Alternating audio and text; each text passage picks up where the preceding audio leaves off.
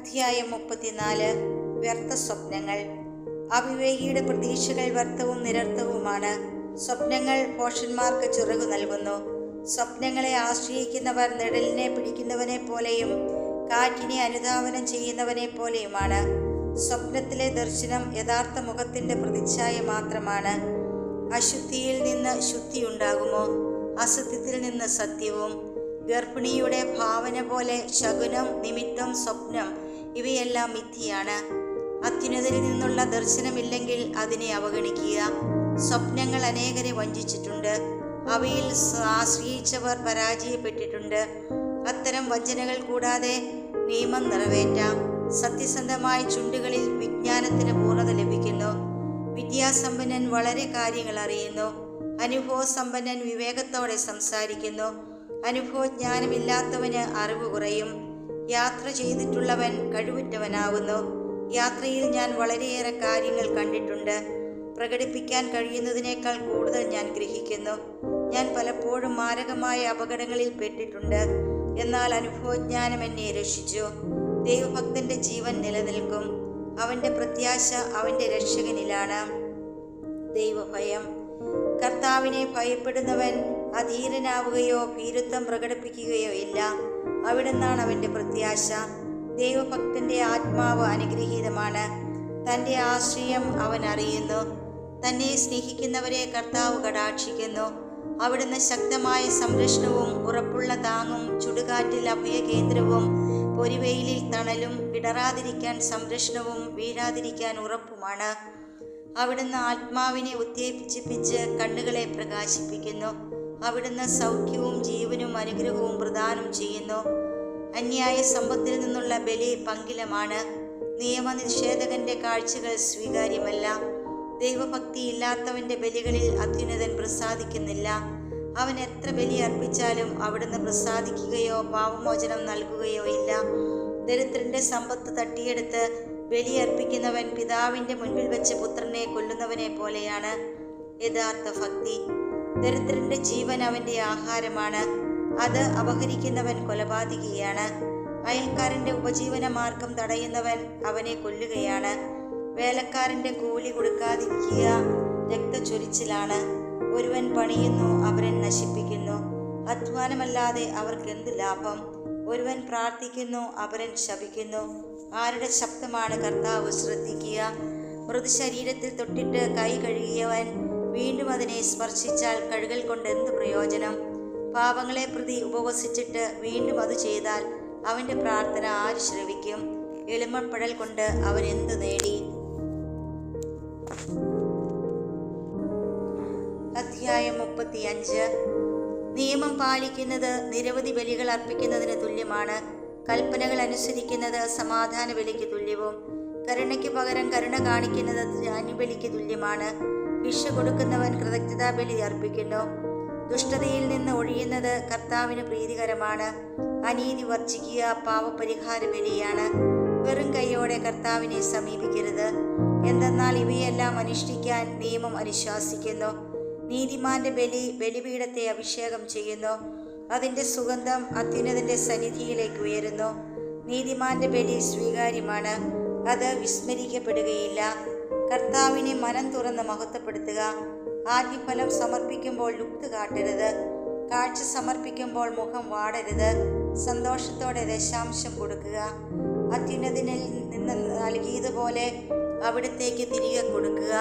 കഴിവിനൊത്ത് ഉദാരമായി കൊടുക്കുക. കർത്താവ് പ്രതിഫലം നൽകുന്നവനാണ്.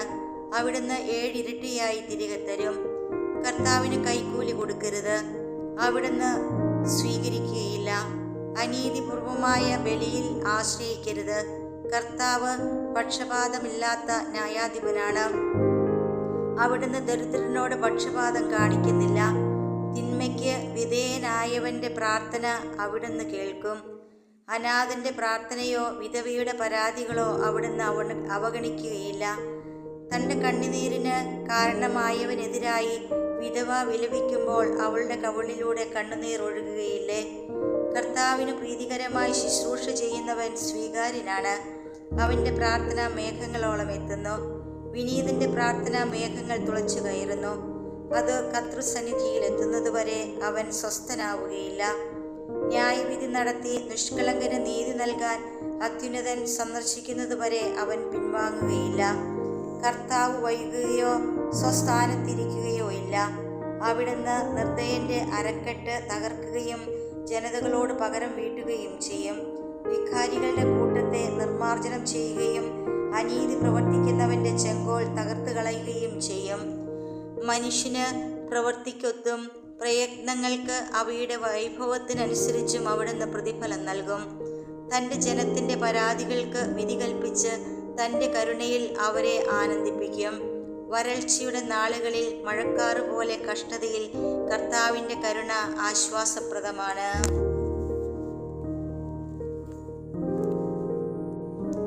അധ്യായം 36. ഇസ്രായേലിൻ്റെ രക്ഷയ്ക്ക് വേണ്ടി പ്രാർത്ഥന. എല്ലാറ്റിൻ്റെയും ദൈവമായ കർത്താവെ, ഞങ്ങളെ കാരുണ്യപൂർവ്വം കടാക്ഷിക്കണമേ. എല്ലാ ജനതകളും അങ്ങയെ ഭയപ്പെടാനിടയാക്കണമേ. അന്യജനതകൾക്കെതിരെ അവിടുന്ന് കരമുയർത്തണമേ. അവിടുത്തെ ശക്തി അവർ ദർശിക്കട്ടെ. അവരുടെ മുൻപിൽ ഞങ്ങൾ അങ്ങയെ മഹത്വപ്പെടുത്തുന്നത് പോലെ ഞങ്ങളുടെ മുമ്പിൽ അവർ അവിടുത്തെ മഹത്വപ്പെടുത്താനിടയാക്കണമേ.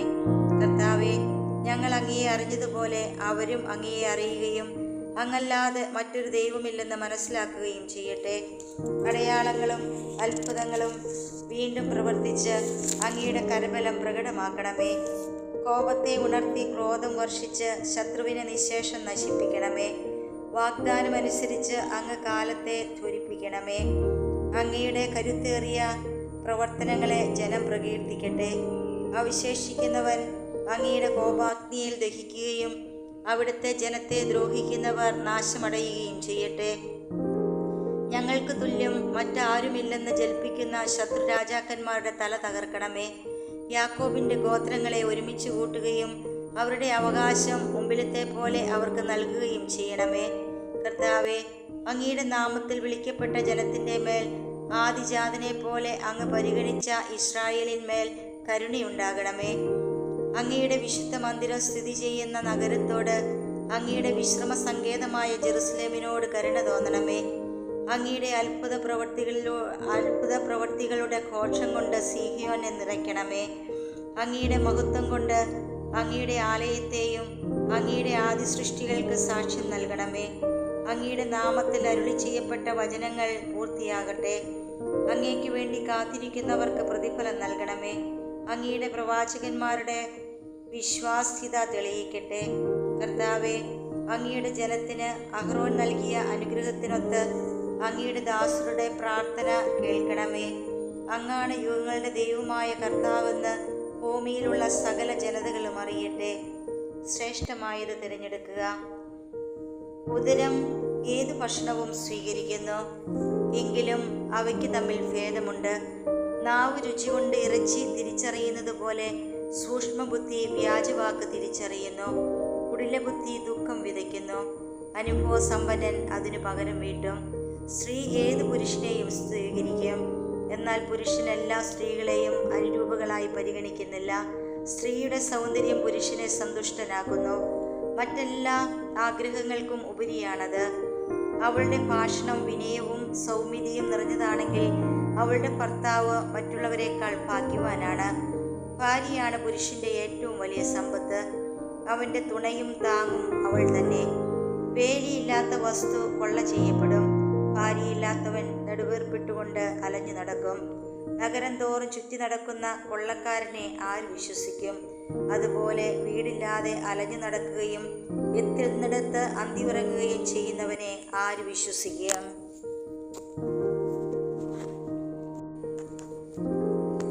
അധ്യായം 37. യഥാർത്ഥ സ്നേഹിതൻ. ഞാനും നിന്റെ സ്നേഹിതനാണെന്നെല്ലാവരും പറയും, എന്നാൽ ചിലർ നാമമാത്ര സുഹൃത്തുക്കളാണ്. സ്നേഹിതൻ ശത്രുവായി മാറുന്നത് മരണതുല്യമായ ദുഃഖമല്ലേ? ദുഷിച്ച ഭാവനയെ, ലോകത്തെ വഞ്ചന കൊണ്ട് നിറയ്ക്കാൻ നീ എന്തിനുണ്ടായി? ചില സ്നേഹിതന്മാർ കൂട്ടുകാരൻ്റെ സന്തോഷത്തിൽ ആനന്ദിക്കുന്നു, എന്നാൽ ആപത്ത് വരുമ്പോൾ അവനെതിരായി തിരിയും. ചില സ്നേഹിതരായി സഹായിക്കുന്നത് ഉദരപൂരണത്തിന് വേണ്ടിയാണ്, എങ്കിലും യുദ്ധം വരുമ്പോൾ അവർ അവനു വേണ്ടി പരിചയായി നിൽക്കും. സ്നേഹിതനെ മറക്കരുത്. നിന്റെ ഐശ്വര്യകാലത്ത് അവനെ അവഗണിക്കരുത്.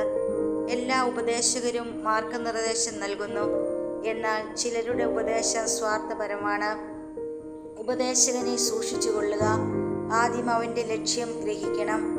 അവൻ നിന്നെ ചതിച്ചെന്ന് വരാം, സ്വാർത്ഥ ലാഭമായിരിക്കാം അവൻ്റെ ഉന്നം. നിന്റെ മാർഗം സുരക്ഷിതമാണ് എന്ന് പറഞ്ഞിട്ട് നിനക്കെന്ത് സംഭവിക്കുന്നുവെന്ന് കാണാൻ അവൻ മാറി നിൽക്കും. നിന്നെ സംശയിക്കുന്നവനോട് ഉപദേശം ചോദിക്കരുത്, അസൂയാലുവിനോട് നിന്റെ ലക്ഷ്യം വെളിപ്പെടുത്തരുത്. സ്ത്രീയോട് അവളുടെ പ്രതിദ്വന്ദിയെപ്പറ്റിയോ, ഭീരുവിനോട് യുദ്ധത്തെപ്പറ്റിയോ, വ്യാപാരിയോട് വിലയെപ്പറ്റിയോ, വാങ്ങുന്നവനോട് വിൽപ്പനയെപ്പറ്റിയോ, വിദ്വേഷിയോട് നന്ദിയെപ്പറ്റിയോ, ക്രൂരനോട് കരുണയെപ്പറ്റിയോ, അലസനോട് അധ്വാനത്തെപ്പറ്റിയോ, ഒരു വർഷത്തേക്ക് കൂലി കൊടുത്തവനോട് ജോലി പൂർത്തിയാകുന്നതിനെപ്പറ്റിയോ, മടിയനായ ദാസനോട് വലിയ ഉദ്യമത്തെപ്പറ്റിയോ ആലോചന നടത്തരുത്. ഇത്തരക്കാരോട് ഉപദേശം തേടരുത്. ദൈവഭക്തനും കൽപ്പനകൾ പാലിക്കുന്നവനുമെന്ന് ഉറപ്പുള്ളവനും നിന്റെ സ്വഭാവത്തിന് ഇണങ്ങുന്നവനും നിന്റെ പരാജയത്തിൽ സഹതപിക്കുന്നവനുമായ ഒരുവനോട് എപ്പോഴും ഒട്ടി നിൽക്കുക. നിന്റെ ഹൃദയത്തിൻ്റെ ഉപദേശം സ്വീകരിക്കുക, അതിനേക്കാൾ വിശ്വാസ്യമായി എന്തുണ്ട്? ഗോപുരത്തിന് മുകളിലിരുന്ന് നിരീക്ഷിക്കുന്ന 7 പേരെക്കാൾ സ്വന്തം ഹൃദയമാണ് കൂടുതൽ വിവരങ്ങൾ നൽകുന്നത്. എല്ലാറ്റിനുമുപരി സത്യമാർഗത്തിൽ നിന്നെ നയിക്കുന്നതിന് അത്യുന്നതനോട് പ്രാർത്ഥിക്കുക. യഥാർത്ഥ ജ്ഞാനി. ചിന്തയാണ് എല്ലാ പ്രവൃത്തിയുടെയും ആരംഭം, എല്ലാ ഉദ്യമവും ആലോചനയുടെ തുടർച്ചയുമാണത്. ചിന്ത ഹൃദയത്തിൽ വേരൂന്നിയിരിക്കുന്നു. അതിന് 4 ശാഖകളുണ്ട്: നന്മയും തിന്മയും, ജീവനും മരണവും. നാവാണ് ഇവയുടെ നിയന്താവ്. മറ്റുള്ളവരെ ഉപദേശിക്കുന്ന സമർത്ഥന്മാരുണ്ട്, സ്വന്തം കാര്യത്തിൽ അവർ ബുദ്ധിശൂന്യരായി പെരുമാറുന്നു. വാചാലതയുള്ളവനും ശത്രുക്കളെ സമ്പാദിക്കാം, പട്ടിണിയാണ് അവൻ്റെ അനുഭവം. ഒന്നിലും ജ്ഞാനമില്ലാത്തതുകൊണ്ട് കർത്താവ് അവനെ അനുഗ്രഹിച്ചില്ല. തൻ കാര്യത്തിൽ ജ്ഞാനിയായവൻ്റെ ജ്ഞാനം അവൻ്റെ വാക്കുകളിൽ ഒതുങ്ങും. ജ്ഞാനി സ്വന്തം ജനത്തെ ഉപദേശിക്കും, അവൻ്റെ വിവേകത്തിൻ്റെ ഫലം വിശ്വസനീയമാണ്. ജ്ഞാനിയുടെ മേൽ സ്തുതി കുന്നുകൂടും, കാണുന്നവരെല്ലാം അവനെ ഭാഗ്യവാൻ എന്ന് വിളിക്കും. മനുഷ്യൻ്റെ ദിനങ്ങൾ പരിമിതമാണ്, ഇസ്രായേലിൻ്റെ ദിനങ്ങൾ സംഖ്യാതീതവും. ജ്ഞാനി സ്വജനമധ്യേ ആദരം നേടും, അവൻ്റെ നാമം അനശ്വരമാകും. മകനെ, ജീവിച്ചിരിക്കുമ്പോൾ ആത്മശോധന നടത്തുക, ഹാനികരമായത് ചെയ്യരുത്. എല്ലാവർക്കും എല്ലാം നന്നല്ല, എല്ലാവരും എല്ലാം ആസ്വദിക്കുമെന്നുമില്ല. ആഡംബരത്തിൽ അതിരുകവിഞ്ഞ അഭിനിവേശമരുത്, ഭക്ഷണത്തിൽ ആർത്തി കാണിക്കരുത്. അമിതാഹാരം രോഗത്തിന് കാരണമാകുന്നു, അമിത ഭോജനം ദഹനക്ഷയം ഉണ്ടാക്കുന്നു. അമിത ഭോജനം അനേകരുടെ മരണത്തിന് ഇടയാക്കിയിട്ടുണ്ട്, അത് അധ്യായം 39. നിയമപണ്ഡിതൻ. അത്യുന്നതൻ്റെ നിയമങ്ങൾ പഠിക്കുന്നതിൽ താല്പര്യമുള്ളവൻ എല്ലാ പൗരാണിക ജ്ഞാനവും ആരാഞ്ഞറിയുകയും പ്രവചനങ്ങളിൽ ഔത്സുക്യം പ്രദർശിപ്പിക്കുകയും ചെയ്യും. അവൻ വിശ്രുതരുടെ വാക്ക് വിലമതിക്കുകയും ഉപമകളുടെ പൊരുൾ സൂക്ഷ്മമായി അപഗ്രഹിക്കുകയും ചെയ്യും. അവൻ ആപ്തവാക്യങ്ങളുടെ ആന്തരാർത്ഥം തേടുകയും ഉപമകളുടെ നിഗൂഢതകളെ സ്വായത്തമാക്കുകയും ചെയ്യുന്നു. അവൻ മഹാന്മാരെ സേവിക്കുന്നു, ഭരണാധിപന്മാരുടെ മുൻപിലും അവന് പ്രവേശനമുണ്ട്. വിദേശ രാജ്യങ്ങളിൽ അവൻ സഞ്ചരിക്കും, മനുഷ്യരുടെ നന്മതിന്മകൾ അവൻ വേർതിരിച്ചറിയുന്നു. സൃഷ്ടാവായ കർത്താവിനെ അന്വേഷിക്കാൻ അവൻ അതിരാവിലെ താല്പര്യപൂർവ്വം എഴുന്നേൽക്കുന്നു. അവൻ അത്യുന്നതൻ്റെ പ്രാർത്ഥനകൾ അർപ്പിക്കുന്നു, അവൻ പാപമോചനത്തിനായി യാചിക്കുന്നു. സർവശക്തനായ കർത്താവ് കനിഞ്ഞാൽ ജ്ഞാനത്തിൻ്റെ ചൈതന്യം അവനിൽ നിറയും. വിജ്ഞാന വചസ്സുകൾ പൊഴിഞ്ഞ് പ്രാർത്ഥനാപൂർവം അവൻ കർത്താവിന് നന്ദി പറയും. അവൻ്റെ ചിന്തയും അറിവും നേരായ മാർഗത്തിലേക്ക് തിരിയും, അവിടുത്തെ രഹസ്യങ്ങളെക്കുറിച്ച് ധ്യാനിക്കുകയും ചെയ്യും. അവൻ പ്രബോധനങ്ങളിലൂടെ അറിവ് പ്രകടമാക്കുകയും കർത്താവിൻ്റെ ഉടമ്പടിയുടെ നിബന്ധനകളിൽ അഭിമാനം കൊള്ളുകയും ചെയ്യും. അനേകർ അവൻ്റെ ജ്ഞാനത്തെ പുകഴ്ത്തും, അതൊരിക്കലും മാഞ്ഞു പോവുകയില്ല. അവൻ്റെ സ്മരണ അപ്രത്യക്ഷമാവുകയില്ല. അവൻ്റെ നാമം തലമുറകളിലൂടെ ജീവിക്കും.